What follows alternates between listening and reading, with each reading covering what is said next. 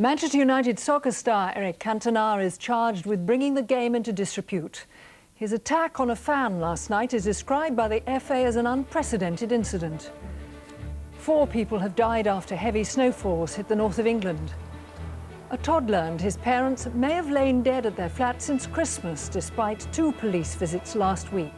And Tony Blair goes on tour to convince the grassroots he's right to push ahead with reforming Clause 4. Good evening. Eric Cantona has been officially charged by the Football Association with misconduct and bringing the game into disrepute. The FA described last night's incident at Crystal Palace, in which Cantona kicked a supporter, as a stain on our game. Cantona has been given 14 days to prepare his defence. Members of the Manchester United board will meet tonight. They're under pressure to take strong action. Cantona and his teammate Paul Ince are also to be questioned by the police. Neither self-justification nor apology so far today from Eric Cantona, the man who this time it seems has simply gone too far. The familiarity by now of these pictures in no way diminishes their shocking impact. This was an outrage unprecedented in English football, provoked certainly, but inexcusable to all those present. The intervention shortly afterwards by the United captain Paul Ince is also part of the story. Both players will be interviewed by the police following separate allegations of assault by 2 spectators, who themselves could be liable to prosecution if it was alleged that their provocation included racial abuse. So police will also complete over the next few days the business of collecting eyewitness statements, of which there may be as many as 20. For its part, the Football Association has reacted with urgency to yet another deeply disturbing incident in what seems like a season of constant scandal. The Football Association has this evening charged Eric Cantona of Manchester United and France with misconduct that has brought the game into disrepute.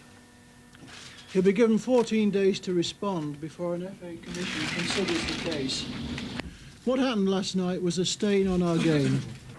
Mr. Kelly had also expressed the view that Manchester United should react swiftly and firmly, and at Old Trafford this morning, the club lawyer, also a director, gave a holding statement prior to a meeting expected later this evening. There are potential charges of a criminal nature and through the FA, and clearly we would not wish to do anything which is prejudicial at this stage.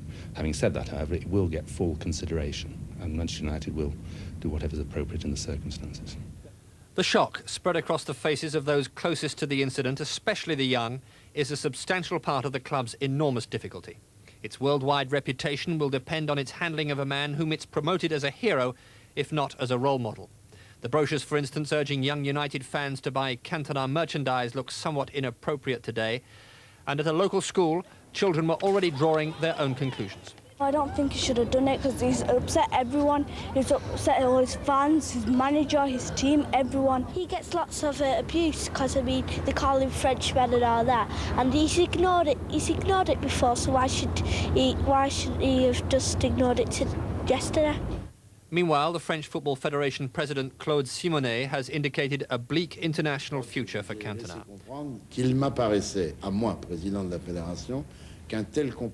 Officially, he'll take his cue from the English authorities, but his personal view is that morally, Cantona has forfeited his right to captain the French national team, and that furthermore, his behaviour naturally excludes him from selection altogether.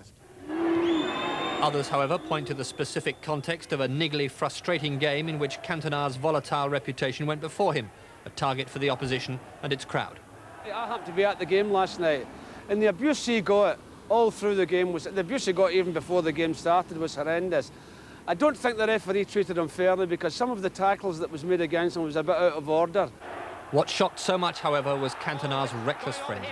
Public safety, personal reputation, his own career and his club's championship chances counted for nothing in the madness that shattered his own dignity as well as that of his profession. Even if the authorities do allow him a way back, his will to continue in a game he's certainly illuminated but has now much more fundamentally disgraced will be tested to the full. Rob Bonnet, BBC News.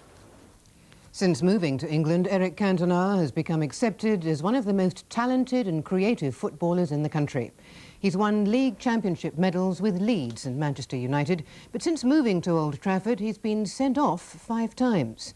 And he's made the headlines as much for his lack of discipline as for his undeniable flair. There's always been a suspicion it might come to this.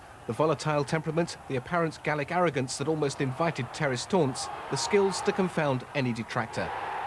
A combustible cocktail that had Eric Cantona perennially teetering on the brink of an outrage.